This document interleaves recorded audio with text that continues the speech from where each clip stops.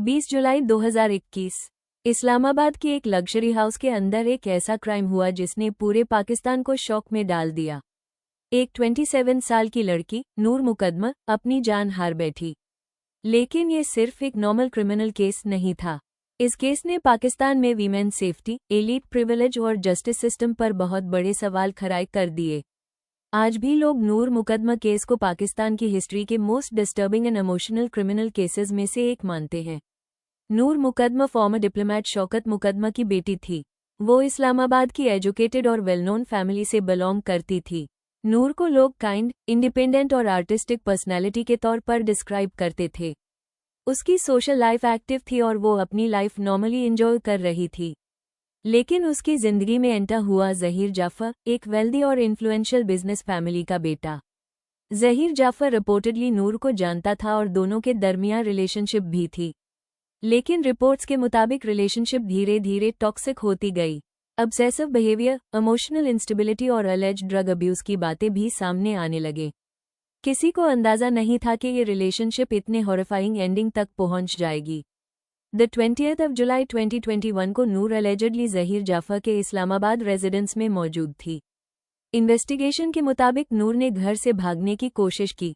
CCTV footage में allegedly नूर को gate की तरफ भागते देखा गया था। लेकिन रिपोर्ट्स के मुताबिक गार्ड्स ने उससे बाहर निकलने नहीं दिया। ये वो मोमेंट था जिसने बाद में पूरे मुल्क को शॉक में डाल दिया। बहुत से लोगों का मानना था कि अगर इस वक्त नूर को भागने दिया जाता, शायद उसकी जान बच सकती थी। इन्वेस्टिगेशन के मुताबिक नूर पर फिजिकल टॉर्चर हुआ, असॉल्ट हुआ और फिर वो इस दुनिया से चली गई।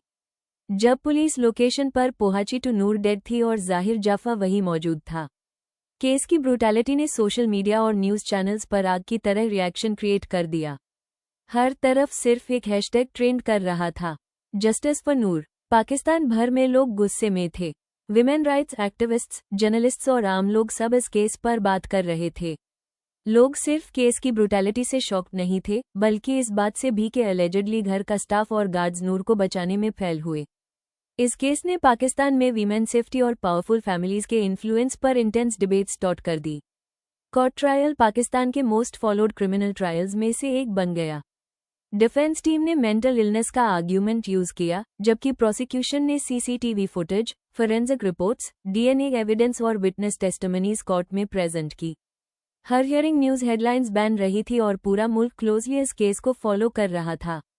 फाइनली फरवरी 2022 में कोर्ट ने ज़हीर जाफर को नूर मुकद्दम केस में गिल्टी डिक्लेयर कर दिया और डेथ सेंटेंस सुना दी। कोर्ट ने कंक्लूड किया कि इंसिडेंट इंटेंशनल था और प्रोसिक्यूशन ने स्ट्रॉन्ग एविडेंस प्रोवाइड किया था। ये वर्डिक्ट आने के बाद सोशल मीडिया पर बहुत लोगों ने रिलीफ एक्सप्रेस किया और कहा कि फाइनली नूर को इंसाफ मिल गया। लेकिन आज भी नूर मुकद्दम केस पाकिस्तान के लिए एक पेनफुल रिमाइंडर है। एक रिमाइंडर कि वीमेन सेफ्टी कितनी इंपॉर्टेंट है। एक रिमाइंडर कि टॉक्सिक ऑब्सेशन कितना डेंजरस हो सकता है। और एक रिमाइंडर कि इंसाफ के लिए आवाज़ उठाना ज़रूरी है। नूर मुकद्दम का नाम आज भी पाकिस्तान के most heartbreaking true crime cases में याद किया जाता है।